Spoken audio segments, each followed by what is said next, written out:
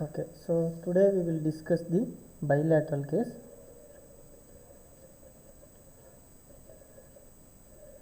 Okay, so in the unilateral case what happens? So we have taken S12 which is equal to 0 in the unilateral case, where we have assumed S12 is very less, and we are taking the equations for unilateral case. So in the bilateral case what happens? If this S12 is not nearly or approximately the value which is near to 0, then we cannot neglect this S12. We need to take into consideration. So if S12 is little bit large compared to 0, then the design, if we assume as a unilateral case, then it will become a huge error. So that's why we need to consider this S12 if it is more greater than, or the value which is much greater than 0. Okay, so in that cases, so we need to as it is, we have to take whatever we define the input reflection coefficient, which is nothing but the complex conjugate of source reflection coefficients. So that we have defined it as S11 plus S12 S21 into gamma L divided by 1 minus S22 gamma L. And even similarly for gamma out, so which we can taken it as complex conjugate gamma L, so which is nothing but S22 plus S12 S21 gamma S divided by 1 minus S11 gamma S. So now these equations we need to take as it is for the bilateral case, and we have to find out, because we are not neglecting the S12. Okay, so we need to, whatever the value which will come, so we need to take into consideration and we have to do it. So now for this bilateral case, if you calculate what is a GT maximum, the gain of the transducer, which is equal to 1 over 1 minus gamma S square S21 square into 1 minus gamma L square divided by 1 minus S22 gamma L whole square. So now this is the equation, or even we can use here 1 minus S11 gamma S, and here 1 minus gamma L square, you can use other equation.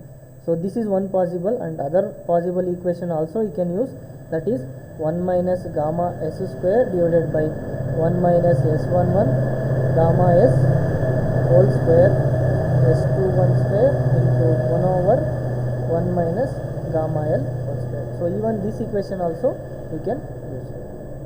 Okay, so for this bilateral case, so if we take the, that is where the reflection coefficient it is matched, because this gamma L and the gamma S which are cross coupled, that is one is dependent on another. So then we have to obtain simultaneous conjugate matching values. So that is, so this is what the matching values for the gamma source reflection coefficient, and similarly for load reflection coefficient.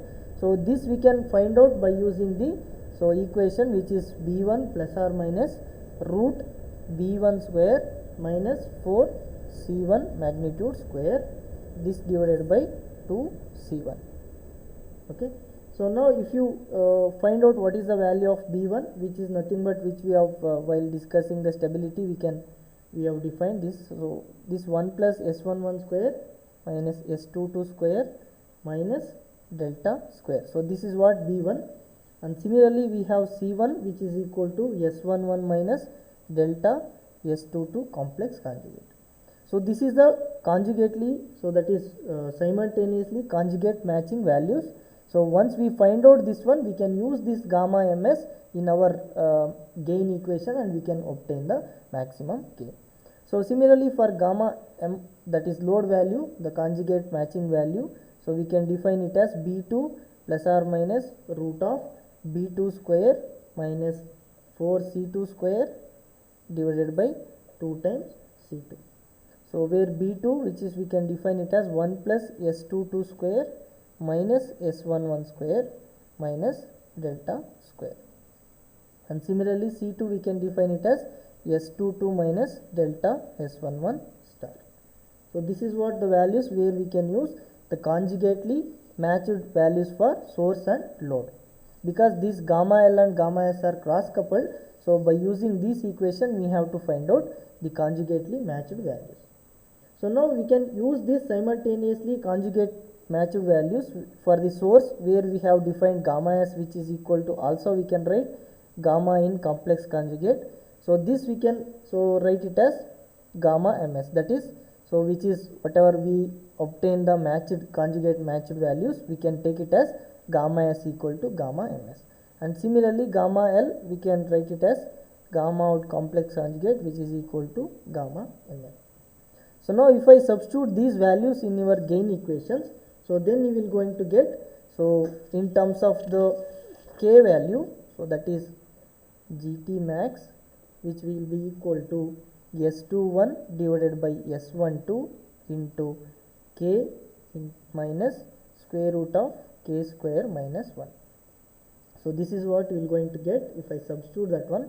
Or we can write gt max in terms of the conjugately matched values, that is 1 over 1 minus gamma ms square S21 square into 1 minus gamma ml square, so divided by 1 minus S22 gamma ml whole square. So just we have replaced whatever gamma s is there, gamma ms, and gamma l is there, gamma ml, that is conjugately matched values. Okay, so even we can use this equation, so where k we have defined, so that is in the earlier whatever we discussed in the stability, 1 minus S11 square minus S22 square, so plus delta square divided by 2 times S12 S21. So this is what the k value. Now if the value of k equal to 1, so then we will going to get the maximum stable gain. Okay, so this maximum stable gain, so which is nothing but, so the gt max where the value of k equal to 1. So that will be given by S21 by S12 magnitude. So now once we know the value of S12 and S21, so based on this value, so we can able to get the maximum stable gain for the bilateral case. Okay, so by looking at these two parameters, we will going to get the maximum gain for the bilateral case. So this is what the gain consideration in the active networks. So now having studied this gain consideration, stability consideration, and also noise consideration, so now we can able to design some of the active networks. In that, so it is well known the device which is called as amplifier design. Okay, so that is RFR microwave amplifier design.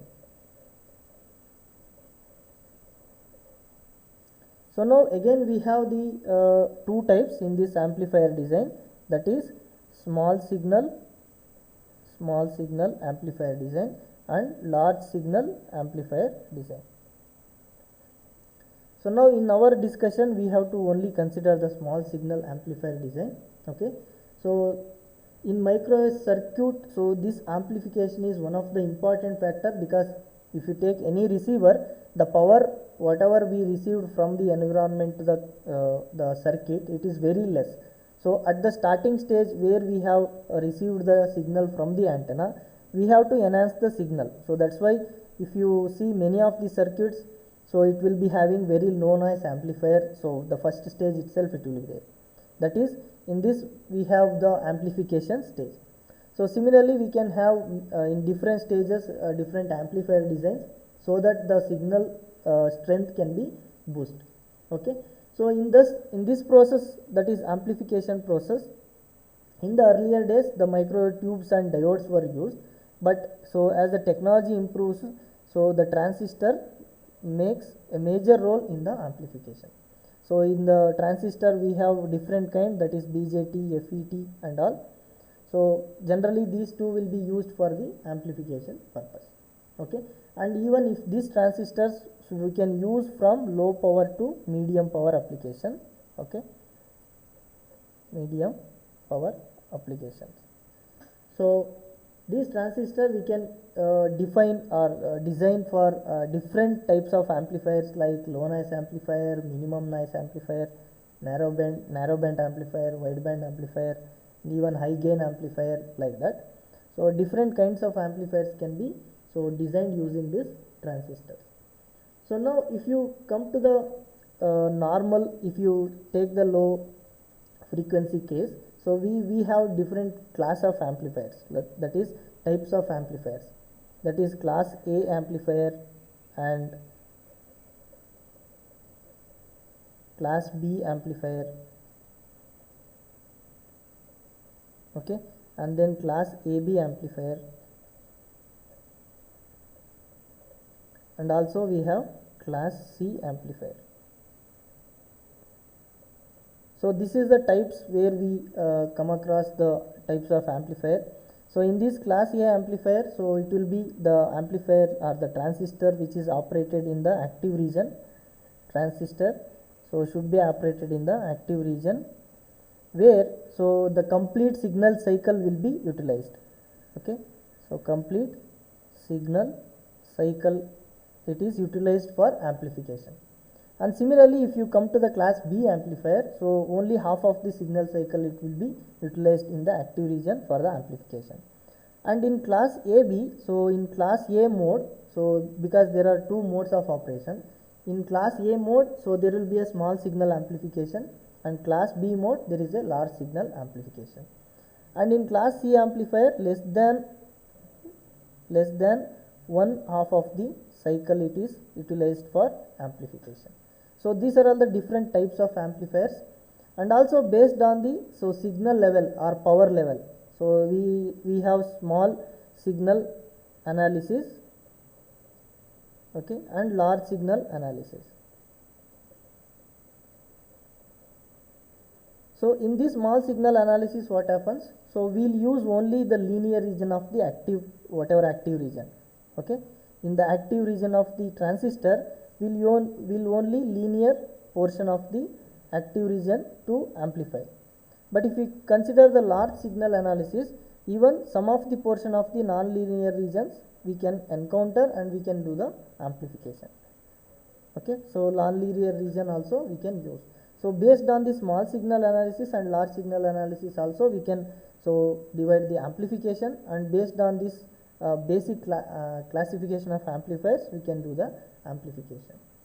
So this is what the amplifiers the classification. So now if you come to the amplifier design for small signal amplifier design for a particular RF or microwave region, okay. So now we have so two stage. So any amplifier design for RF or microwave. So in this case, so because we are utilizing the transistor and the frequency will be very narrow, okay, so that is frequency is very narrow, that is the narrow band amplifier. So generally, so even we can design for wideband amplifier by taking so other specification and considerations. So but in this process, so whenever we design an amplifier for high frequency range, first we need to follow the steps for designing the amplifier. That is, first we need to look into the DC design process, okay. So DC design process, then we have to look into the RF or microwave circuit design process, okay. So DC design process and RF or microwave circuit design process. So now first what will happen for DC design process? First we need to so find out the Q point, okay, where in the active region of the so transistor, so the Q point we need to find out. So now we have to find out, if you are using the BJT, we have IC/VC characteristics, we need to find out the active region, and this BJT should be in the active region. And for FET, so we'll take it as ID/VD so characteristics. So in this, so we have to find out the saturation region. So in that saturation region we will going to have the so active, that is the where the transistor will be amplifying. So now if you take these two the Q point, if you are properly selecting the Q point, then the major important factor is we need to isolate, okay. So we need to isolate the so DC circuit or DC biasing circuit with the RF circuit, RF or microwave circuit. So this isolation is very important, okay. So the isolation of the so the DC bias circuit with the RF microwave circuit is very important. So now what are the methods they will use to isolate this DC bias network to the RF microwave circuit is, the first one we can use the RF choke.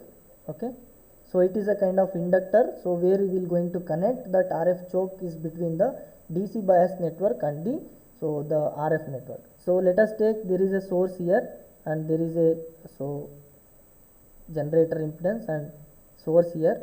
So now we have some impedance, characteristic impedance Z0, and we have a capacitor in order to eliminate the DC content, and we have again here the network, something like this. Okay, so now here we are connecting the transistor. Okay, so now here again, so we are connecting the stubs and all, the microwave network, everything. Okay, so now we need to design the DC bias network. We should be isolated from the microwave circuit, and we have to see the how we can, what are all the possibilities we can able to connect it. So that is here again, so we need to connect some the capacitor and then the Z0 value, and then we connect it to load. Okay, so now here, so one of the method, so here we need to connect this to DC bias network. So this connection, whatever this portion, the transistor portion, we need to connect it to DC biasing network.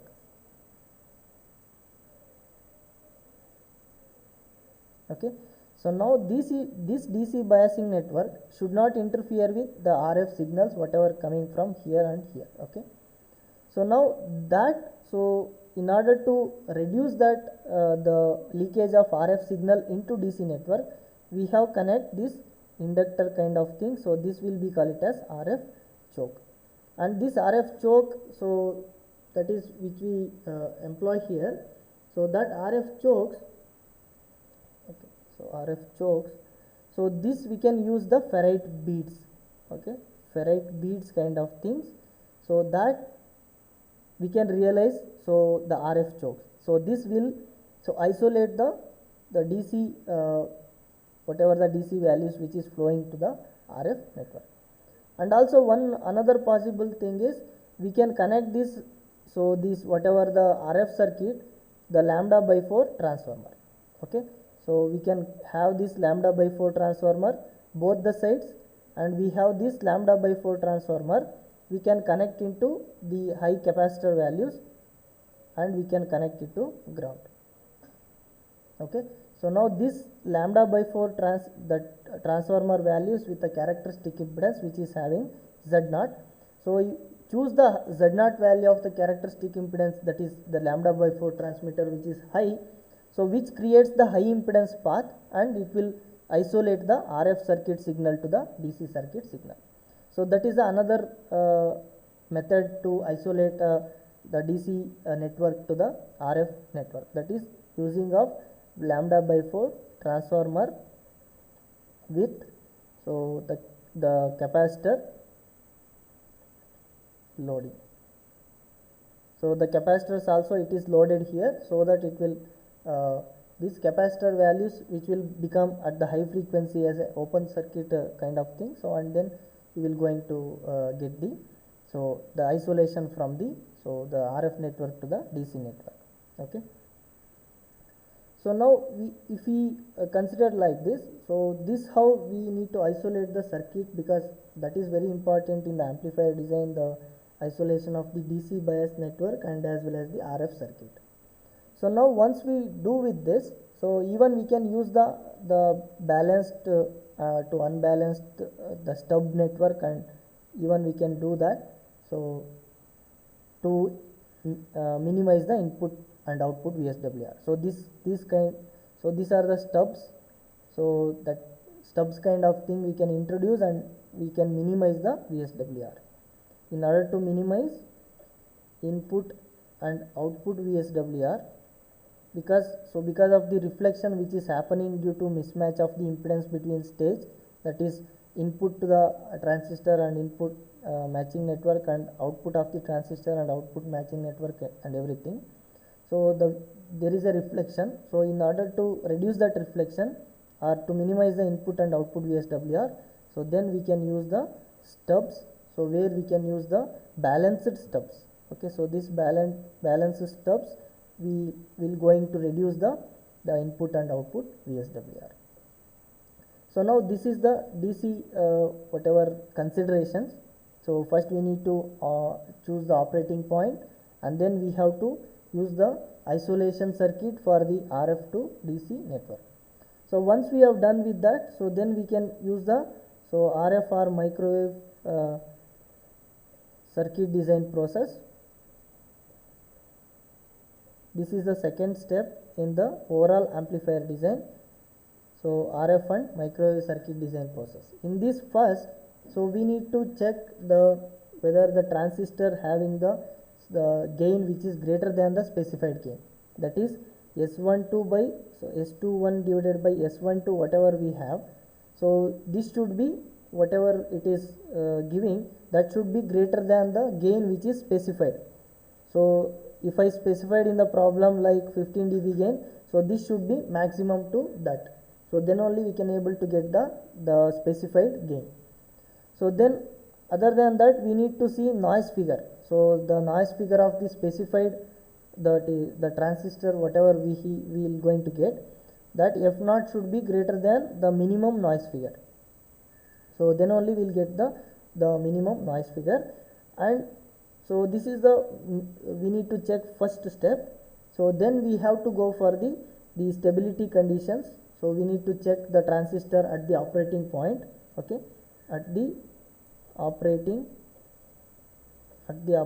frequency we need to check. So S parameters first, then from these S parameters we need to find out the stability. So if we are not getting the unconditional stability, so we need to draw the stability circles. Okay, so that we have discussed. If we don't have any unconditional stability condition, so we need to draw the stability circle and find out the stable region.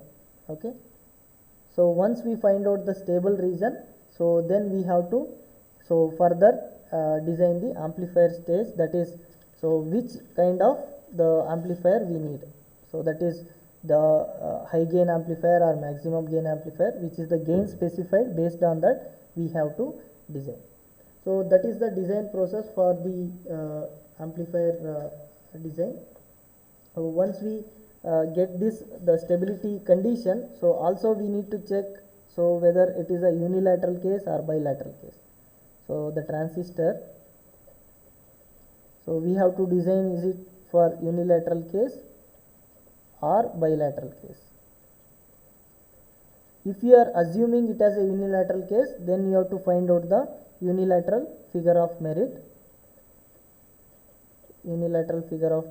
So that will decides how much error it can be varied. So if we assume the unilateral case. So now once we done with this, so then we can able to find out the maximum gain value. So this is a design process we need to follow for the high frequency amplifier design. So now based on this, so we can design narrow band amplifier. Okay, and then the high gain amplifier. So in that high gain amplifier we can have maximum gain amplifier. Okay, so different kinds of amplifiers, and we have low noise amplifier, and then in that minimum noise amplifier, and then we have multi-stage amplifier.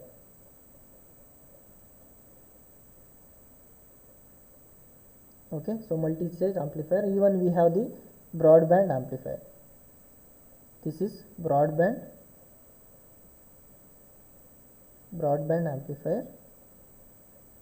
So these are the different kinds of amplifiers we will going to design. But in your case, so only the two it is there in the specified this syllabus. So high gain amplifier and maximum gain amplifier. So now we will going to design this high gain amplifier and maximum gain amplifier for only particular frequency. So it is giving high gain only over the narrow bandwidth. So that we will going to see how we can design the high gain amplifier. So So just we'll brief the whatever the stage process we have to do, and then first we need to select the device. So for the amplifier design, first the transistor, so we need to select the device, so which is actually data sheet gives S12 and S1, that S parameters values. So based on that, how much gain can be able to get from the transistor we will come to know. So after that we need to look into the DC biasing network. Okay, so we need to design the corresponding VCE, IC, so it should be in the active network for BJT, and so ID and VD, so that current and voltage specification for FET and all we have to do, and then device characterization we have to do, that is the S parameters at that particular frequency where we are going to design. So this is S parameters. So this we need to check at that particular operating frequency. Then we will come to the stability condition. So check whether the device is unconditionally stable or conditionally stable. So then we can able to draw, if it is conditionally stable, we can use the method to stabilize that. Then after stabilization we need to design a matching network. Okay, so in designing matching network we need to consider the gain and then noise. Okay, and then unilateral or bilateral figure of, that is unilateral case or bilateral case. Okay, bilateral or unilateral, so case we need to consider, and also we need to look all these consideration in Smith chart. Okay, so this is very important, whatever stability, gain, noise, all should be designed in the Smith chart. So it is very convenient to design all those things. So once we done with the matching network, so then we can completely integrate that, so DC bias network and all these things, the input output matching network, and then that amplifier circuit design we can do. So this is in general. So even this amplifier circuit, so the same procedure will be followed for all these type of amplifiers. So as I discussed, narrowband amplifier, okay, and then high gain amplifier and maximum gain amplifier, so broadband amplifier, even low noise amplifier or minimum noise amplifier, and even that multi-stage amplifier. So the same procedure will be followed, so whatever the type of the amplifier we will going to use. So this is a procedure where we will going to design an amplifier. Okay, so is it understood? Any doubt in this? Anybody?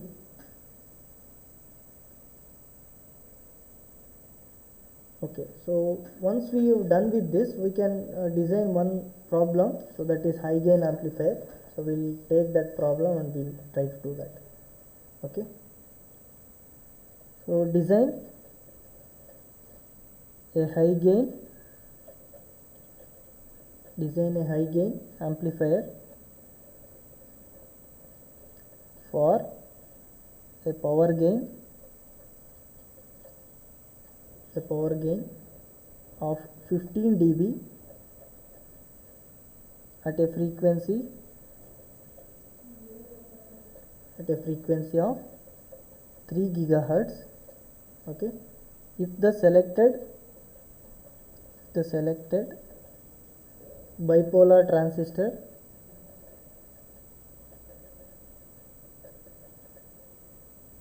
has the following S parameters.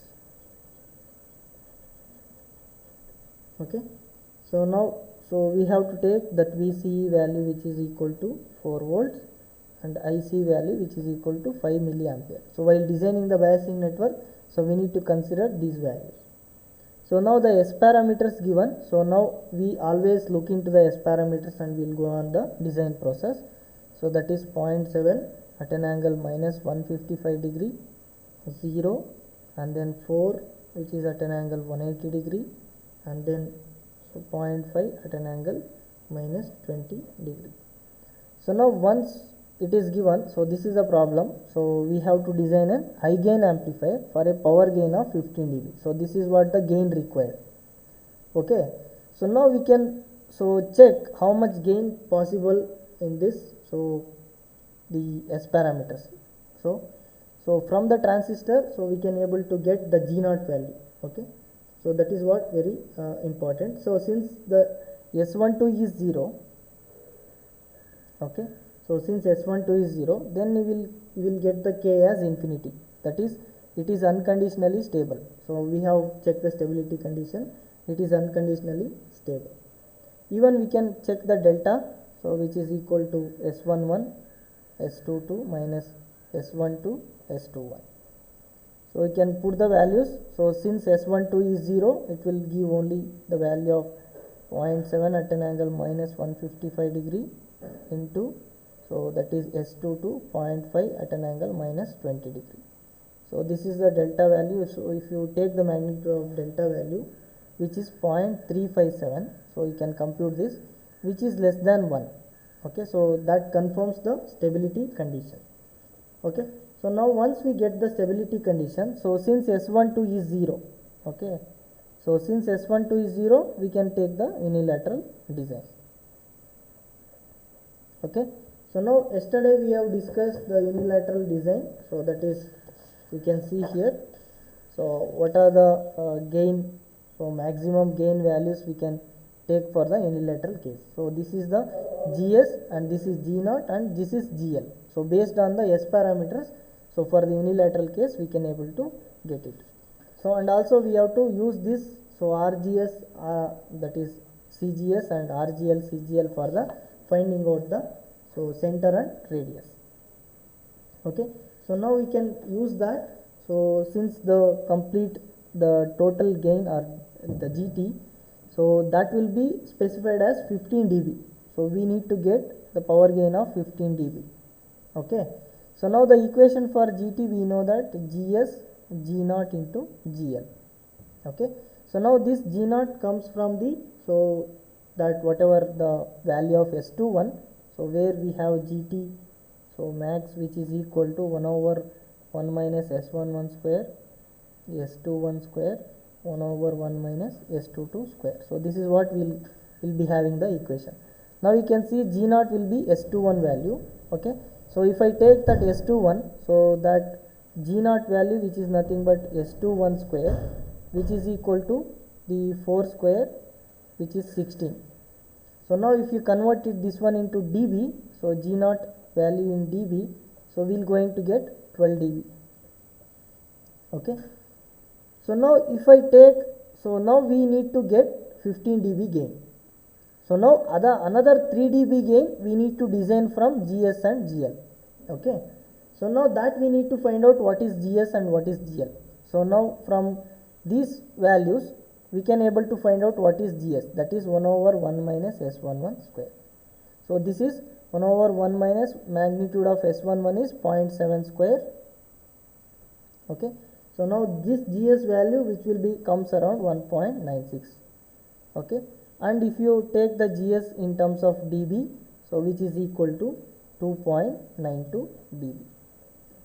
Okay, now similarly, so we can compute the GL value, so which is equal to 1 minus S22 square and which is equal to 1 over 1 minus 0.5 square, so which will comes around, so 1.35. Okay, so in terms of dB, that is GL in dB, so we will going to get 1.3 dB.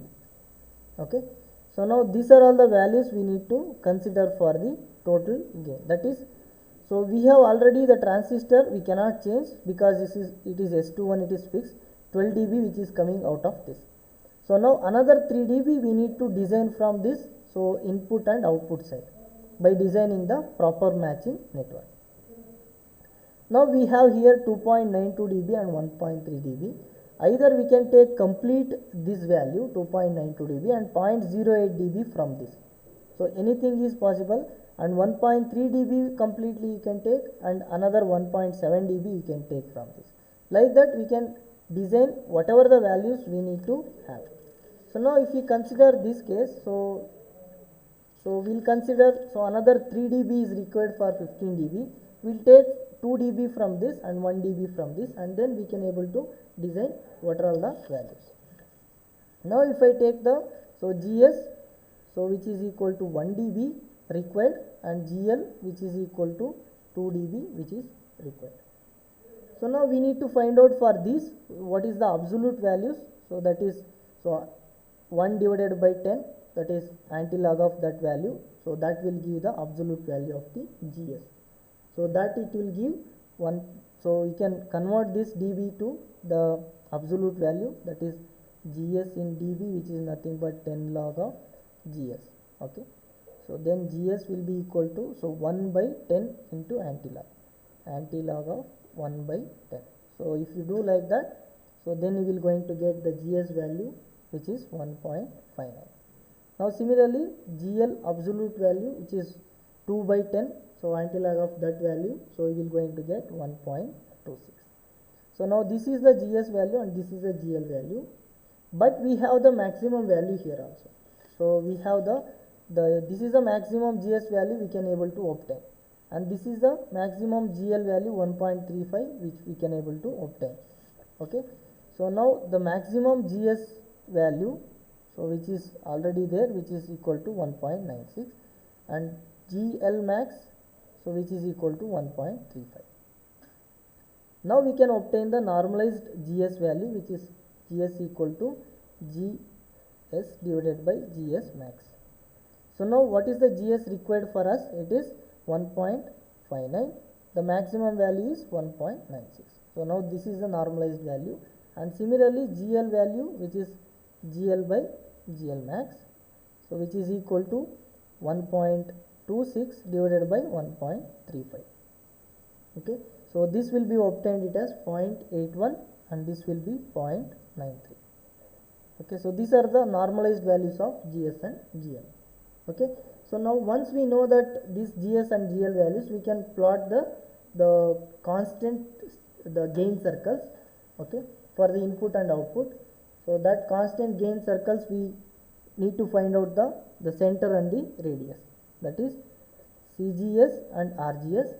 So now this CGS, which is nothing but GS into S11 star divided by 1 minus S11 square into 1 minus GS.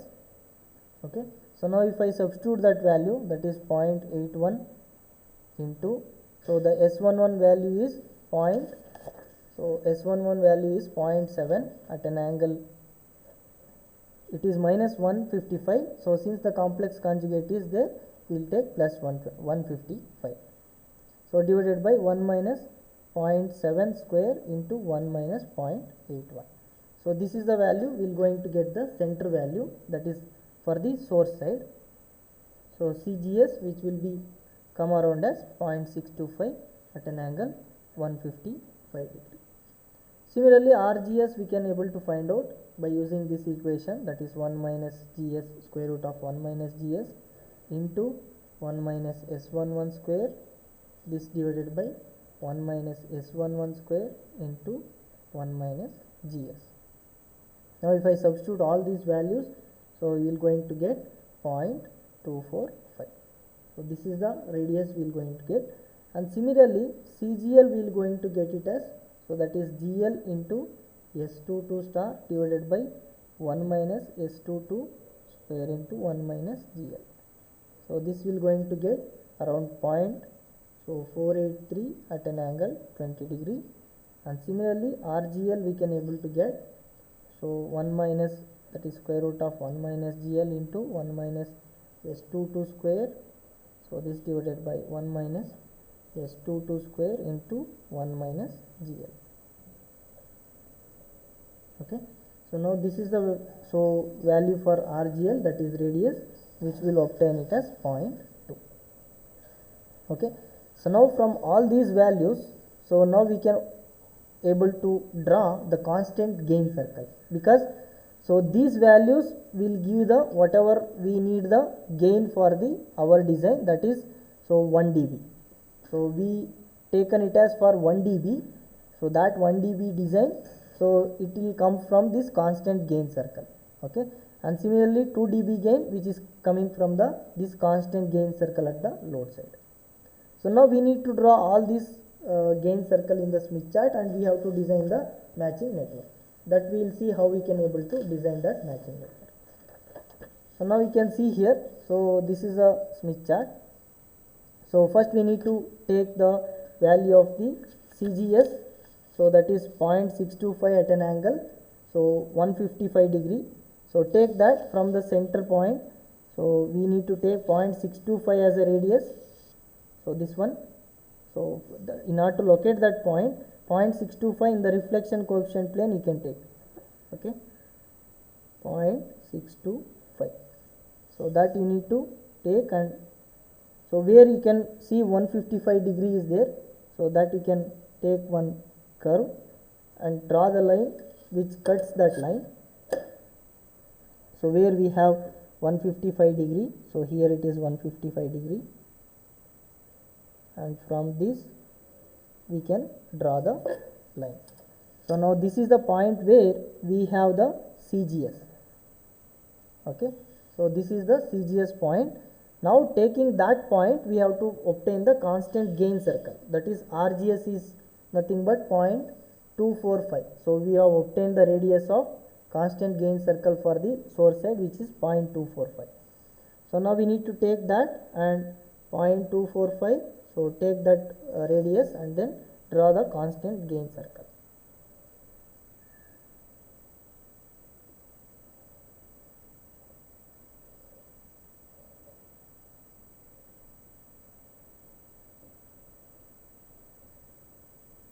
Okay.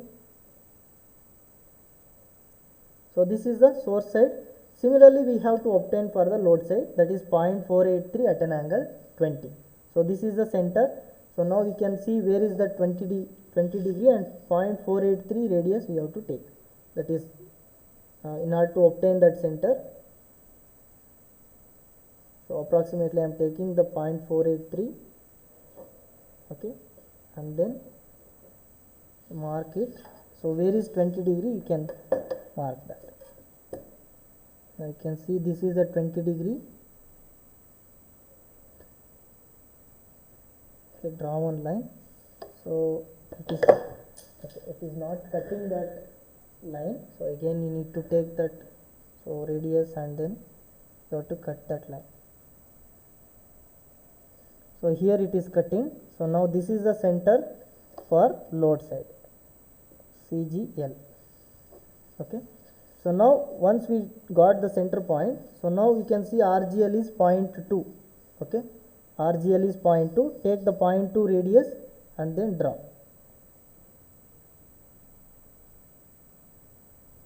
So this is a 0.2 radius.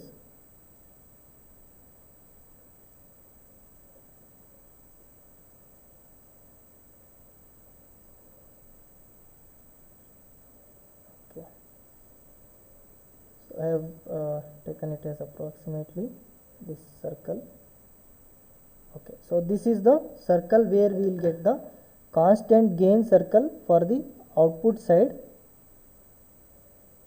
okay, and this is the center.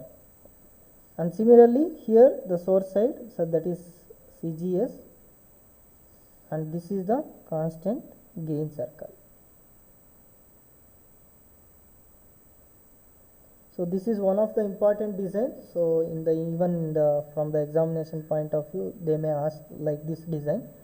So now we need to design the matching network, so which we have discussed earlier also. So always we need to go to the center of the point for the matching. So now here the constant gain circle is there, so for both input side as well as the output side. So now we need to, so since it is a S12 is 0 on any of the point of the gain circle, so we can able to go that point and we can match, okay. So now that is the, so you can take any point. So I am taking one point, even you can take at this point, this point, this point, wherever it is, because it is a S12 is 0. So now if S12 is not the 0, so then we have to consider at a particular point where, so the gamma ms and gamma ml value decides that, okay. So that is what, so for the bilateral case. So now for this case, so I will take at this point to design the input matching network. So now first I will come till this point, okay. So now we can see, so if I coming on the conductance circle downwards, Okay, so it is nothing but a shunt capacitor. Okay, so that is C shunt. Now we need to find out what is the value of the capacitor which offers this much susceptance. So now we can see here it is 0 and here it is around, we have the value of around 1.5. Okay, so 1.5 in the sense, so the shunt capacitor equation we know, that is, so the first element C shunt, so this is the first element, so the shunt capacitor C shunt. So now for this we know the equation J omega C divided by Y naught. So this is a shunt capacitor and it is offering, so that is 0, so this is plus 1.5, so that this is the destination point and this is the source point. So J 1.5 minus 0, which is equal to J 1.5. So now we need to find out what is the value of the capacitance. So this capacitance will give, so 1.5 into Y naught, so divided by omega. Okay, so now this will give 1.5 into, so Y naught is 0.02, that is 1 by 50, and omega is 2 pi into 3 gigahertz. So now this is the value of shunt capacitor. So find out the value of shunt capacitor, what it will give. Anybody can give the answer? Hello?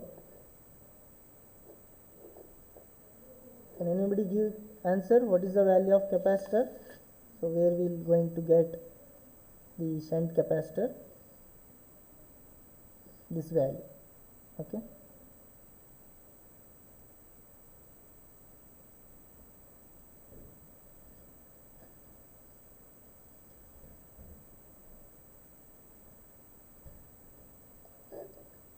Anybody is doing?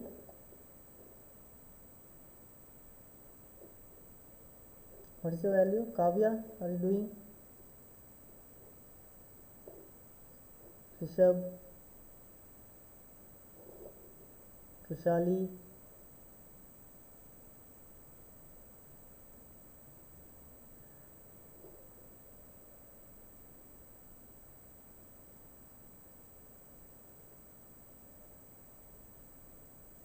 hello?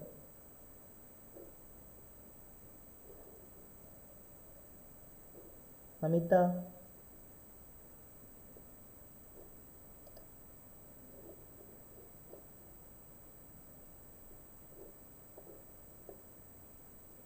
hello?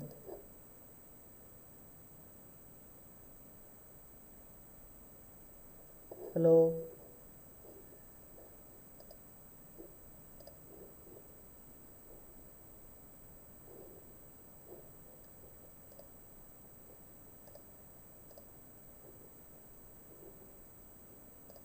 Okay, you need to design yourself. You can design and get the value. So here this is the shunt capacitor, and similarly you can do this is series inductor. Okay, so this is series inductor, the value of second element, that is series inductor. So now this offers the value of that is around 45, so that you can find out the value of omega, that is series inductor value, which is nothing but J omega L by Z naught, which is equal to 0.45. So now L will be equal to 0.45 into 50 divided by 2 pi into 10 power, so that is 3 into 10 power 9. This is the value of the inductor. Similarly, we have to design the output network, so where we can take this point, okay, and till this value. So now from this point to this point, so since we are moving on the resistance circle, so the element 3 will give series capacitor, series C. So the third element is series C. Okay, so that is minus J, so divided by omega C Z naught. So that will be equal to minus J. What is the value? Here 0, and it is offering here at minus 1.6, minus J 1.6. So from this you can find out what is the C value, which is equal to 1.6 into 50 divided by 2 pi into 3 into 10 power 9. So this is what the series C. And similarly this is the shunt L, the fourth whatever element, shunt L. So it is offering, so nearly it is 0 here, and here it is so around point, again 0.45. so it is offering, so the susceptance value of 0.45. so since it is a shunt inductor, so number 4 element, shunt inductor.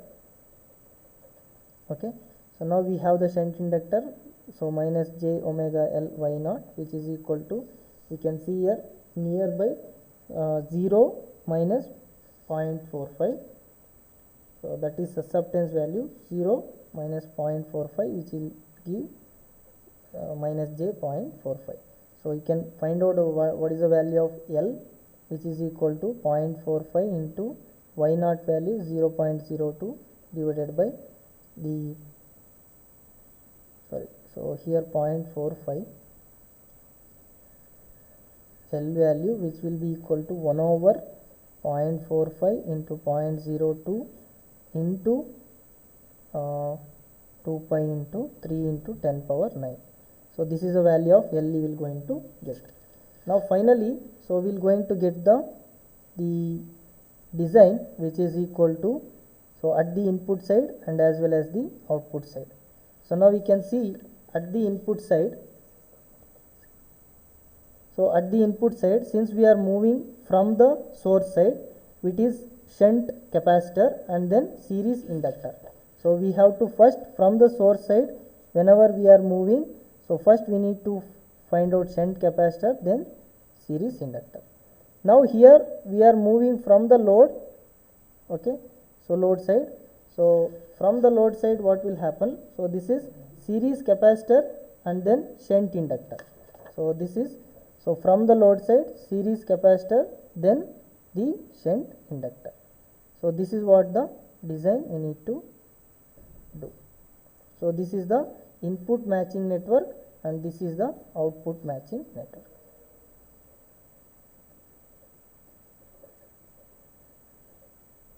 Okay, so this is how we need to design the amplifier. So this is what, so the how the amplifier design is done. Okay, so we'll stop here and we'll continue in the next class.